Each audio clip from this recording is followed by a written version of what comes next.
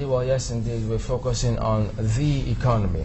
Well, joined this morning by the Minister of Finance, Mrs. Kemi Adeosun. Thank you for coming on this morning. Good morning.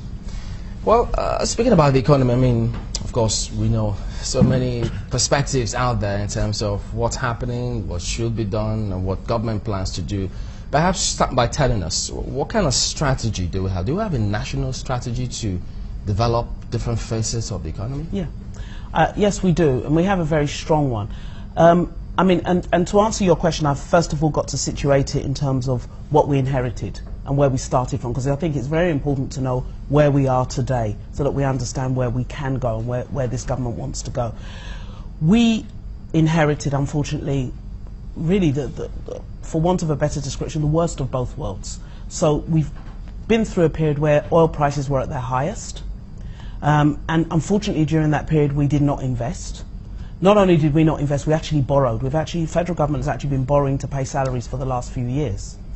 So we inherited fairly empty treasury. And I know when the President said this, it was very controversial. People said, why are you saying that? But that's the truth. We inherited an empty treasury, and then oil price had declined. So we didn't have the opportunity of recovery. Oil price went from 110, it went as low as 28. That's the situation we inherited. We're borrowing to pay salaries, as I've said. Federal government owes contractors. So we came in really at the toughest possible time. Now, what's our strategy? We've looked back and said, where have we gone wrong? How did we end up in this situation? Because we all knew, everybody knows that the oil price is volatile.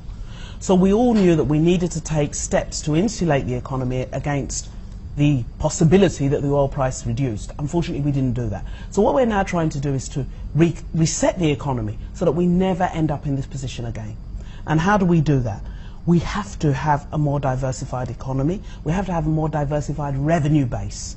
If you look at oil, it's only 13% of our GDP. It's 13% of the economy, but it represents 70% of government revenue, which means that anything happens to oil affects everybody. The question from me, and the question we're trying to now resolve, is that other 87% of GDP, why is it contributing so little to government revenues? If we're able to have those other revenues, which are much more stable, much more predictable, much less volatile, then if the oil price goes down, at least we'll be able to maintain some level of stability. So that's really our focus, to try and have a more diversified revenue base so that whatever happens to oil, we're okay. And I think the other thing we're trying to do is to ensure that when government is spending money, it's spent effectively. We've looked at what government has been spending money on. Only 10% was spent on capital. Capital is what grows your economy. 90% was spent on recurrent items, salaries, travelling, training, and so on and so on. Those things don't grow the economy. So are you planning to reduce spending on recurrent expenditure? Absolutely. This budget that that is being finalised has a 30% commitment to capital, and we have said we want to maintain that commitment. Now, just for perspective, in terms of other countries, Ethiopia, which everybody now is saying is the wonder child of the African economy, it's actually the second largest by population after Nigeria, did 60% capital when they were trying to grow their economy. We were doing 10%. And that's part of why we are where we are.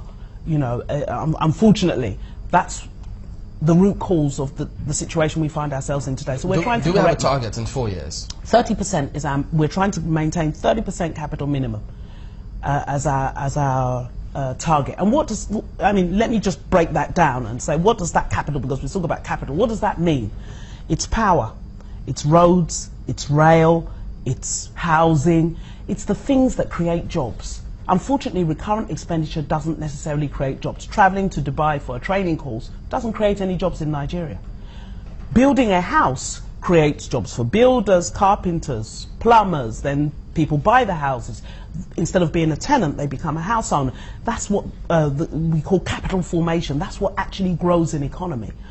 Bridges, roads. If we have bridges, for example, and roads, agriculture in some parts of the country become viable.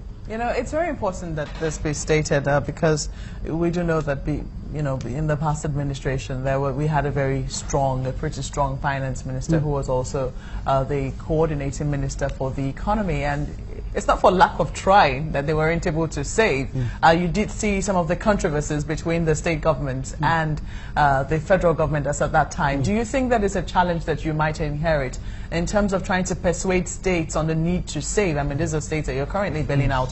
What has been the response to that? It's very interesting because I think it's unfair to say the states didn't want to save, because I was in state government. The issues were around, if we have these savings, this excess crude, then let's know you're saving. But we were coming to the FAC account, the FAC meetings month on month, and the balance was going down. And we're saying, if you say you're saving for me, don't dip into it. If we're all saving, let's save. But if after a while you come back, the figure has changed, after a while people just said, okay, let's have our own money. But let's talk about the saving culture and specifically about the governors and their will. One thing this has done, and they say never waste a good crisis, is that everybody is now extremely sober. Every Nigerian is sober. Every governor has realized that, wow, so this can happen. Oil price can plummet from 110 to 28 over such a short period of time, and we can be so exposed that we can't even pay salaries. So there is a sobriety that has come in that I don't think we should waste, and we are working very hard with the states now. We've said to them, firstly, we're not bailing them out. We've said we will have a fiscal restructuring plan. Whatever we do is conditional. You must go away and drive efficiencies. You must go away and, for example, do biometric capture of your staff. Know who you're paying. Put in efficiency units. We've done it at the federal government level, and we're seeing the level of savings that can generate. You must sign up to a restructuring plan. And if you don't want a restructuring plan, then we will not help you in any way. And that was the agreement that was formed at NEC last week, which was a meeting of the economic team headed by the Vice President and the governors. And all the governors are subscribing to the need for sustainability of the states. We can't continue the way we've been. The funds that the federal government gives to the states, the bailout, is it in form of a loan or what? So there were two interventions that this government did, and incidentally, I must say, they're very important interventions. People have asked, why are you bailing out, or why help the states? States should go and sort themselves out.